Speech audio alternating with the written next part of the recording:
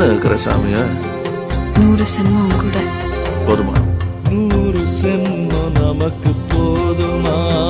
வேற வர ஏதும் கேப்பமா? சகாவரம் கேப்போம் அந்த சாமிய